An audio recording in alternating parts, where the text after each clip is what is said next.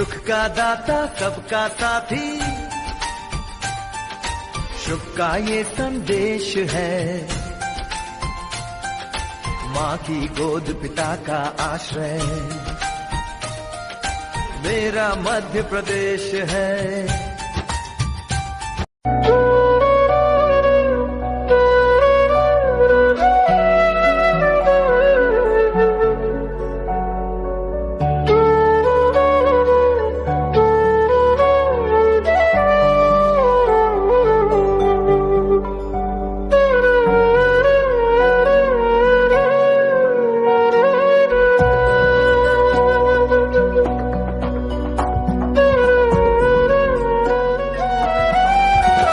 सुख का दाता सबका साथी,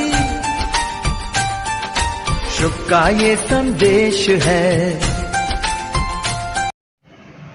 दोस्तों नमस्कार। इस वक्त आप राजगढ़ का एक लोकप्रिय चैनल रंगीलो राजगढ़ देख रहे हैं। हमारे पास जो बैठे हैं, मैं डॉक्टर एम.एस. कुशवाहा, पशुपालन विभाग में संचालक के पद पर कार्यरत हूँ।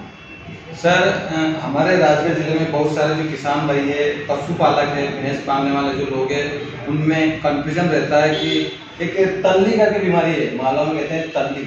तो सर उसके क्या लक्षण हैं और क्या उपचार है, थोड़ा सा बताएं। जैसे कि आपने बताया तल्ली करके बीमारी है, तो मेरे को तल्ली तो नहीं समझ में आ रहा, लेकिन चूंकि तल्ली को यहाँ लोग ये कहते हैं कि जब पशु खाना पीना बंद कर देता है और उसको रोग को ये बताते हैं कि तल्ली हो गया, इसलिए खाना पीना नहीं कर पा रहा है। जहाँ तक मैं समझता हूँ ये बात सही है।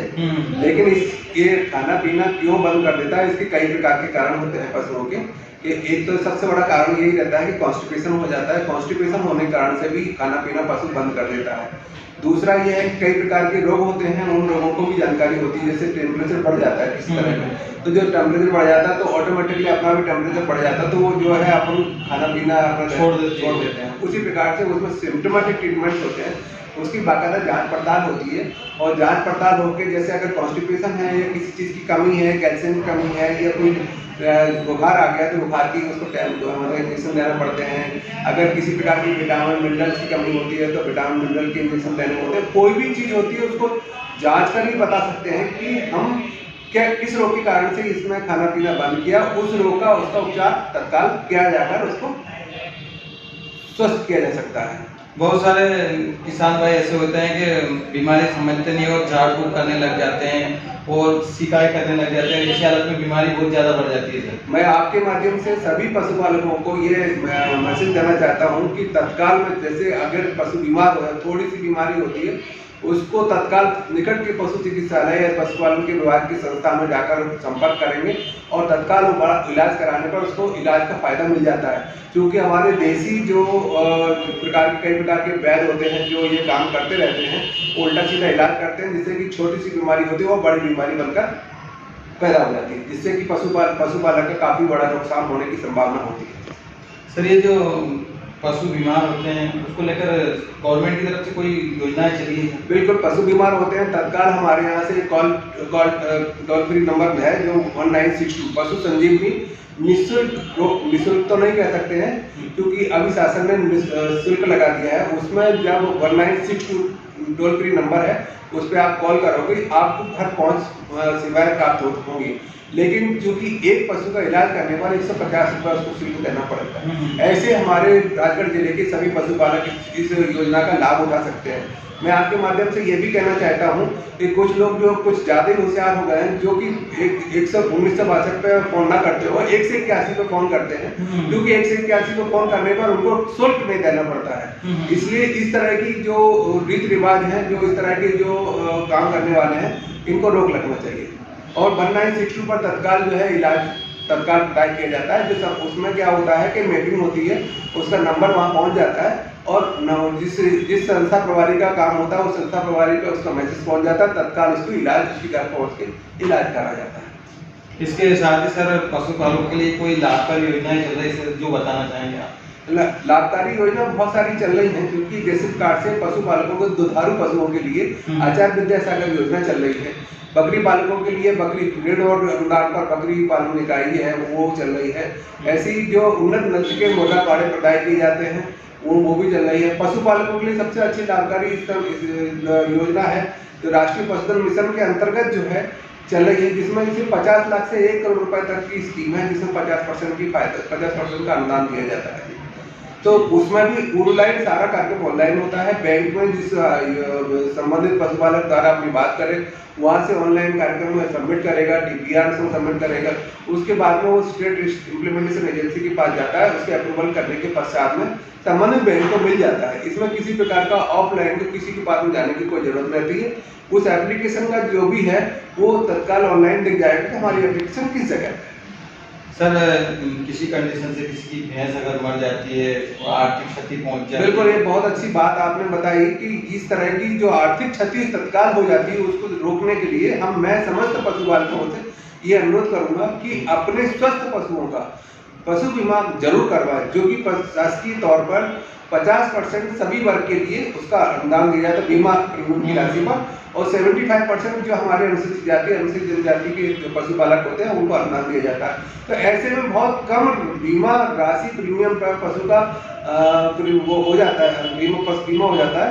तो ऐसे बीमा करा के उनको आर्थिक रूप से बचाया जा सकता है। अगर कोई हानि होती है तो बीमा कंपनी उसको पूरा पैसा देगी। सर वर्तमान में चल रहा है इंश्योरेंस, अभी मैंने जो कि अभी जो हमारा अनुबंध था, जो पशुपालन विभाग के अनुबंध था, वो बीमा कंपनी जो HIBL के कंपनी से था जो बंद हो गया था, अभी पुनः चालू हो चुका है।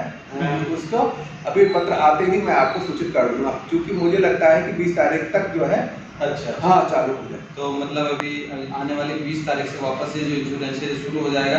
सर बहुत सारे किसान कहते हैं कि हम बहुत सब कुछ खिलाने के बाद अच्छा चारा खली सब खिलाते हैं फिर भी भैंस दूध नहीं देती। सर थोड़ा समझ देते हैं कि थोड़ा तो भैंस का दूध भी बढ़े और फैट भी अच्छी आए। बिल्कुल सही बात है कि पशुपालक जब मेहनत कर रहा है तो उसको उसके हिसाब से दूध उत्पादन भी होना चाहिए, जिससे उसका आर्थिक दृष्टि से जो उसका सुदृढ़ हो सके।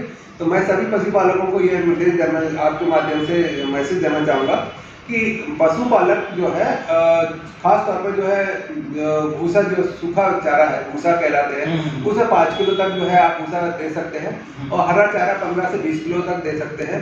और साथ ही साथ में जो दूध, जैसे उस पशु का जितना दूध उत्पादन हो रहा है उस दूध उत्पादन का 50% आहार जो है पशु आहार के रूप में देना चाहिए। और साथ में उसको जो है मिनरल मिक्सचर का पाउडर भी देना चाहिए। 1 किलो का मिनरल मिक्सचर का पाउडर अपन खरीद के रख लेंगे, उसमें 50 ग्राम या 100 ग्राम तक एक दिन में खिलाएंगे।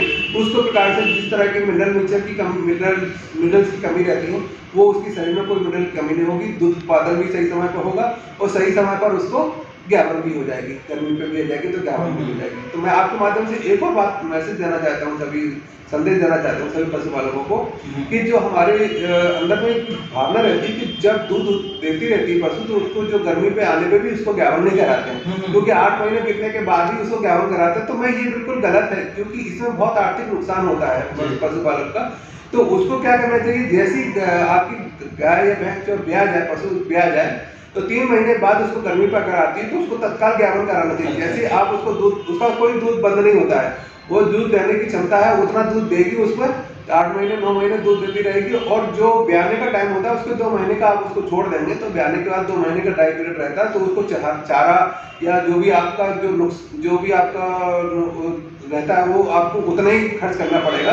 अन्यथा जो 8 महीने के बाद उसको, जब गर्मी पे आने पर 8 महीने के बाद जब आप जो उसको ज्ञापन कराओगे तो फिर आपको 8, 9 महीने 10 महीने उसको केवल चारा ही चराना ही पड़ेगा जिसके लिए उसको, तो उससे आर्थिक नुकसान पशुपालक का काफी ज्यादा होता है।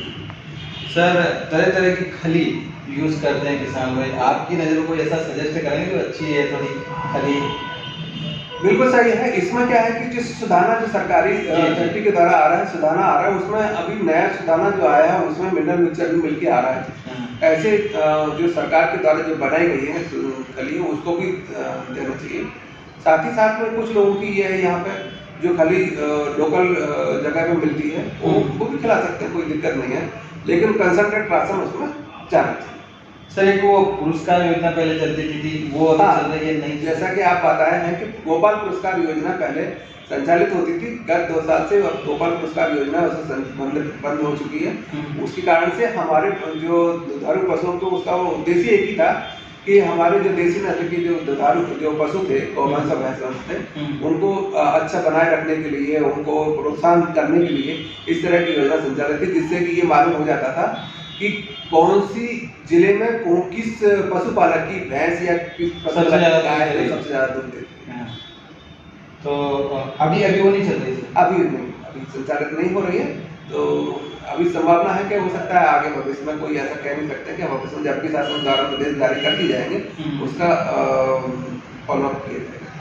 तो लास्ट में सर और कुछ संदेश देना चाहेंगे जिले के जो गौ पालक है, भैंस पालक है? बिल्कुल, मैं आपके माध्यम से एक संदेश देना चाहूँगा कि हमारे जो पशुपालक हैं, खास तौर पर जो भैंस के बच्चे होते हैं, जैसे जब ब्याती है तो उसको मतलब तत्काल जो है जो दूध निकलता है उसे अपने पाड़े को या पड़िया को पिलाना चाहिए। जबकि मैंने ये देखा है कि पशुपालक जो है जो दूध निकलता है उसको निकाल के बाहर फेंक देते हैं, तो ऐसा नहीं करना चाहिए। दूध पिलाने से उसकी जो जीवन भर की क्षमता होती है, उसकी वृद्धि होती है, उसकी इम्यूनिटी पावर बढ़ती है, इसलिए वो दूध जरूर पिलाना चाहिए। लेकिन क्या होता है कि 15 दिन के बाद जो भैंस का पड़िया होता है उसको 15 दिन के बाद उसको डिवर्मिंग की दवाई जरूर देना चाहिए, क्योंकि अगर आपने डिवर्मिंग नहीं दी तो उसके अंदर जो कीटाणु पटेरू रहते हैं, पटेरू बोलते हैं, पैरासाइट होते हैं, तो वो पटेरू के कारण से उसकी बहुत ज्यादा जल्दी हो जाती है। तो ये दूध भी पिलाना चाहिए और 15 दिन के अंदर में आपको डिवर्मिंग भी करना चाहिए,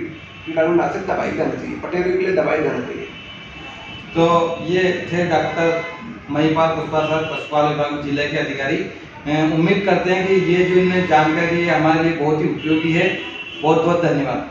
थैंक यू।